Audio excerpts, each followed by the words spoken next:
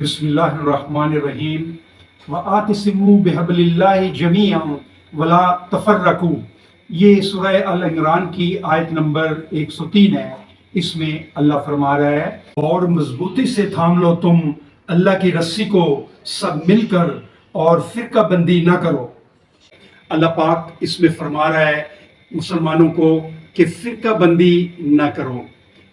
اللہ کے نزدیک مسلمانوں میں تقسیم انتہائی گناہ ہے اور مسلمانوں میں تقسیم بہت بڑا عذاب ہے جو اللہ تعالیٰ کسی قوم کے اوپر مسلط کرتا ہے۔ سورہ الانعام آیت نمبر 65 میں اللہ پاک فرما رہا ہے کہ کہہ دو وہ قدرت رکھتا ہے اس پر کہ بھیجے تم پر عذاب تمہارے اوپر سے، تمہارے پاؤں کے نیچے سے، یا بڑھا دے تم کو فرقہ فرقہ کر کے اور چکھائے مزہ ایک گروہ کو دوسرے گروہ کی طاقت کا۔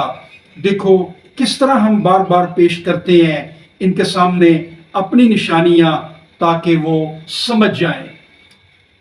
بھائیو، ہمیں اندازہ نہیں کہ مسلمانوں میں تقسیم اور گروہ بندی، فرقہ بندی، پارٹی بازی، دھڑے بندی اللہ کے نزدیک کتنا بڑا گناہ ہے، اور یہ مسلط ہوتا ہے مسلمانوں کے اوپر ایک عذاب کی صورت میں۔ جب اللہ تعالیٰ ناخوش ہوتا ہے تو فرقہ بندی کا عذاب ان کے اوپر مسلط کر دیتا ہے۔